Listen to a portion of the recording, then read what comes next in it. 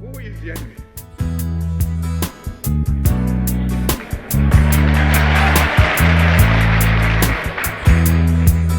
Fellow freedom fighters, the enemy is imperialism.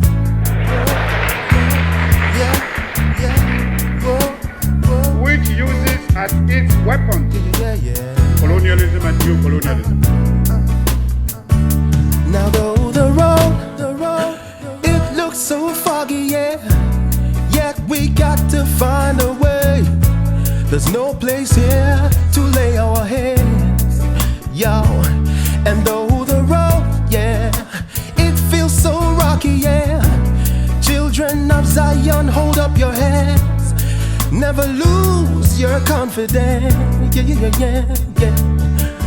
Surrounding us, political spirits and demons, spitting false teachings and sermons, trying to make us lose a sense of purpose. But it's time that we rise high above conflicts that divide you from I. Nkrumah's dream must live, not die. Unity and love be our war cry.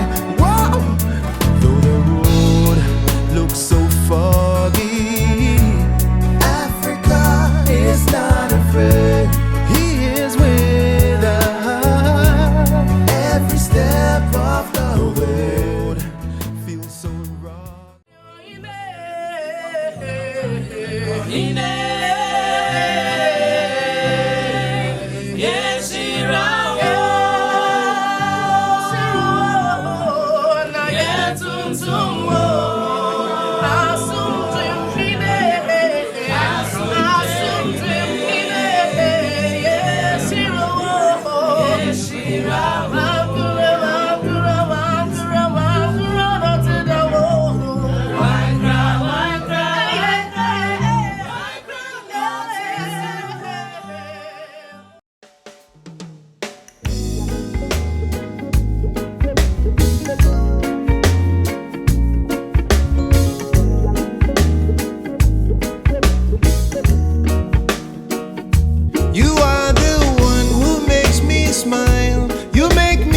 What's pure and true? Yes, you are extraordinary woman. You are the one who brings me joy, to cast my every lingering doubt that you are extraordinary woman. Your love is healing when I need it, the good feeling with a meaning. You do all you do.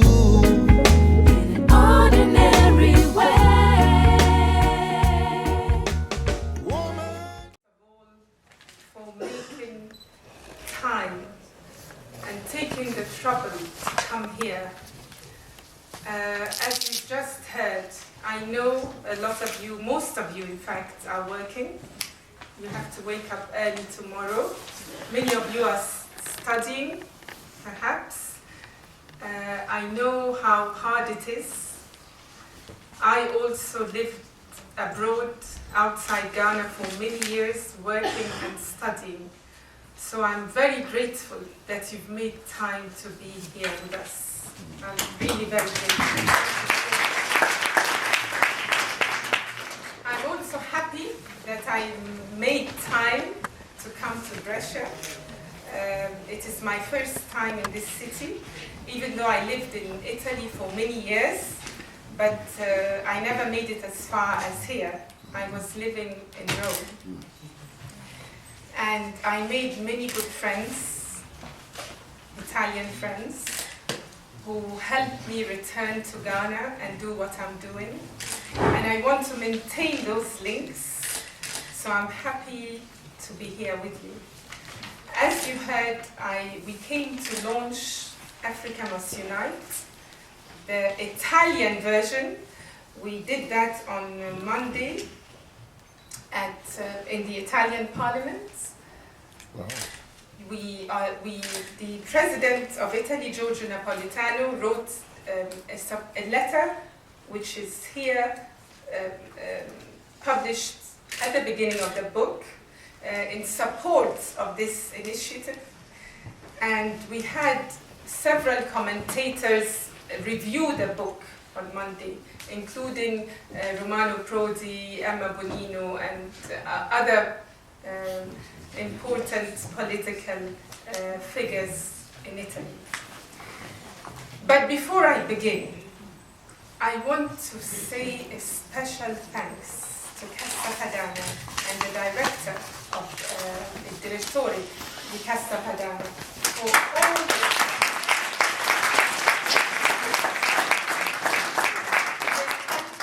in making it possible for us to have this book in Italian for younger people, the second or third generation of Ghanaians who've grown up in Italy, for also our good Italian friends who have not perhaps heard of the book. The friendship with Cassa Padana goes back to over a year. They actually took the trouble to come and visit us in Ghana, and they didn't stay in Accra. They traveled a bit. And I must admit that they surprised me, because they even took the trouble to travel 6.5 hours from Accra to the constituency I represent, Jomoro, in the Western region.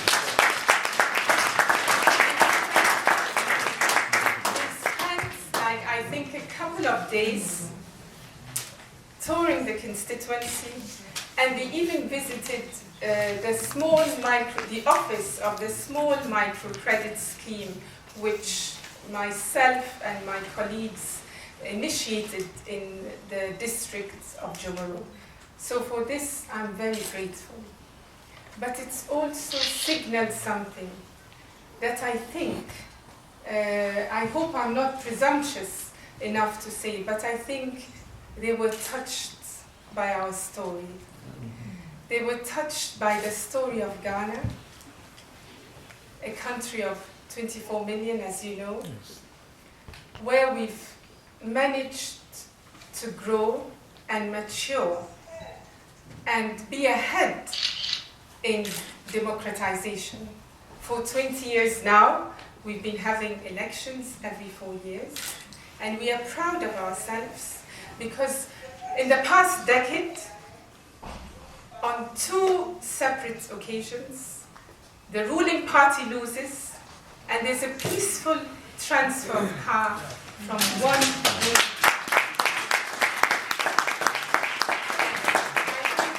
This is testimony to our maturity and our determination as a people to keep the peace and to consolidate our unity and our national cohesion. And many of us pledge to make sure that that peace is maintained, that tolerance is maintained, and that we become stronger in our diversity. It doesn't matter what political party you belong to. It doesn't matter what political orientation you subscribe to. We are one people and one nation.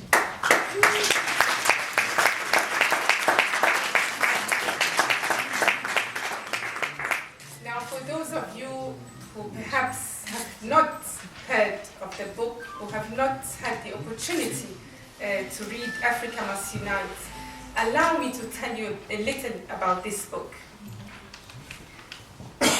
Now, Africa Must Unite by our father, by Usajuku Dr. Nkrumah, actually changed my life. The last time I read it from cover to cover was right here in Italy, about maybe 5 years ago. And it wasn't the first time I had read it. I read this book when I was 20 years old, perhaps when I was 30 years old. But a few years ago, when I picked the book and read it, when I came to the end of the book, I thought, okay, that's it. There's a message in this book. And it is time for me to live that message, to practice and demonstrate the political thoughts and ideas in this book. And I will admit that this book gave me the courage and the determination and the focus to go back home and do what I'm doing today.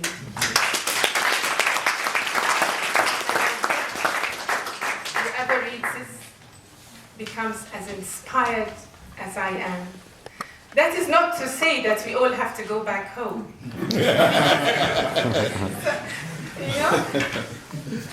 It doesn't matter where you are. And our father used to say that. It doesn't matter where you are in the world.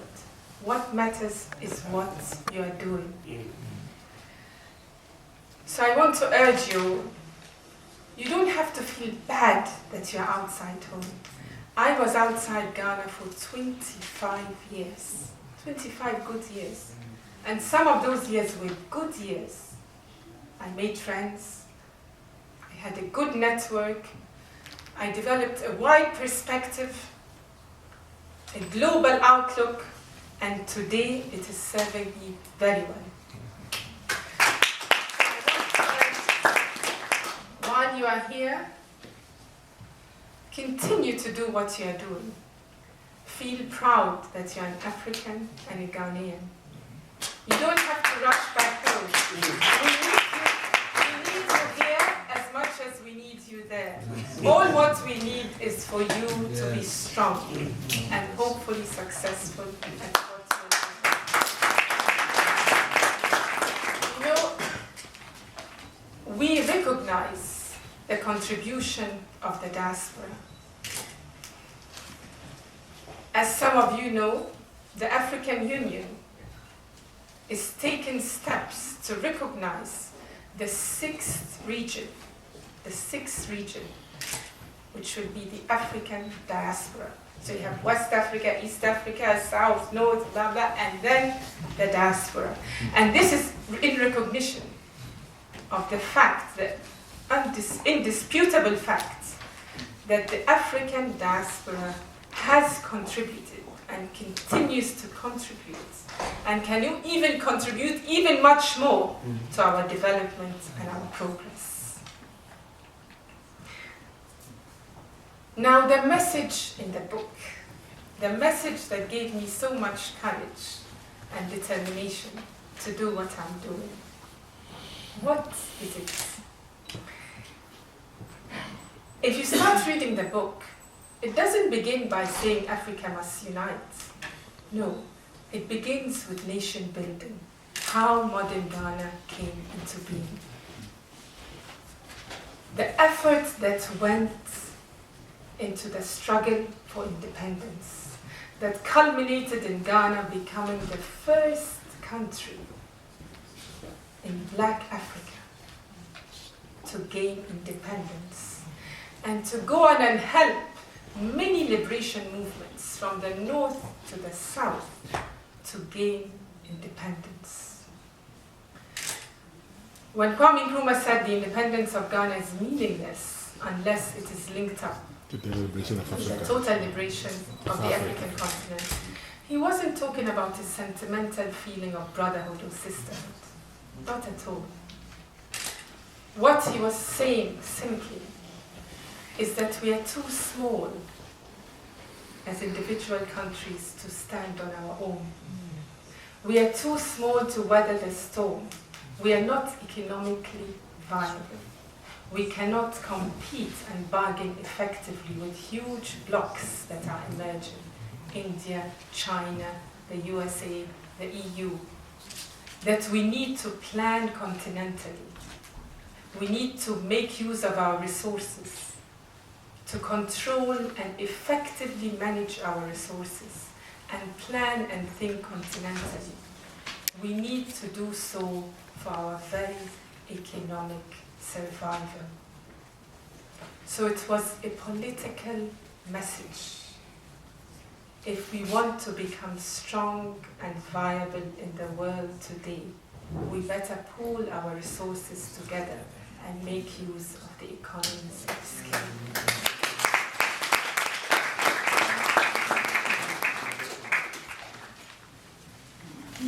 But the message in the book also is that as we become politically independent, we need to shed off the dependency syndrome. Nobody is going to help us change our situation and our conditions except we ourselves. We must take control of our destiny, of our resources, of our economy. We must look inward, inside our human resources, our talents, to improve our lives and the lives of our people. So the message in the book is one of self-reliance, self-mobilization, and dignity, the dignity of the African and the black man and woman. And that message, if we embrace it and absorb it, it gives us so much power that nothing is impossible. Nothing is impossible. And the future is bright for Africa. We are one of, if not the richest continents in the world. There is no reason for our people to be denied adequate power supply, not to have clean drinking water, not to have access to basic and quality education, to basic health services. That's what we need to do, is to have people of integrity, of commitment, of sacrifice, of honesty, people who will serve without parochial interests, people who are ready to sacrifice for their country. That all what is missing is an awakening of consciousness for us to take matters into our hands. So it's a message of hope, of inspiration, of optimism. And I hope that when you read this book, you will become as inspired as many of us, and to contribute to the revival of this future. Over the past few days, because we are leaving tomorrow, we don't have much time. I only came for a few days, but over the past few days, I touched base with many of our friends. Yesterday, we were in the Bellagio village talking about philanthropy and development. And once again, it occurred to me, listening to all the debates and discussions, that nobody's going to help us but ourselves. We must rely on ourselves to gain the strength, and the strength of mind, of spirit, to improve our conditions. This morning, we were in Milan. We visited the province, the president of the province of Milan. We went to the commune. And once again, I was heartened and touched by the goodwill and friendship that we enjoy everywhere we go. I have no doubt that there are many people who would want to help us, but we must begin by helping ourselves.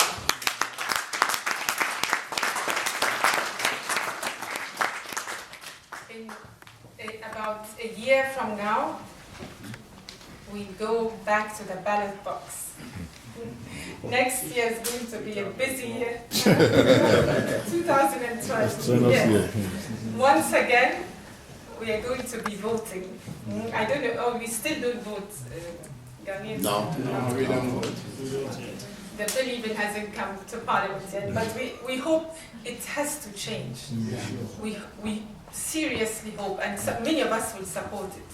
We hope that Ghanaians abroad will have the chance to speak and cast their ballots and make a difference.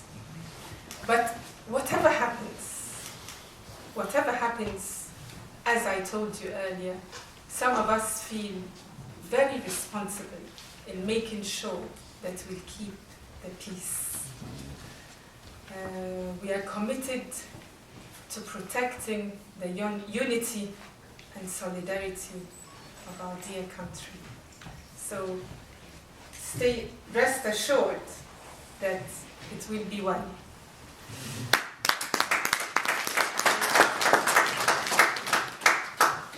I want to stop here because I don't know if people would want to make some comments or ask questions, so that the meeting will be more interactive.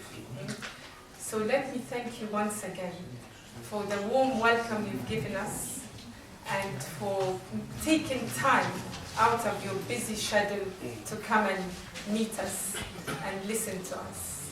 God bless you.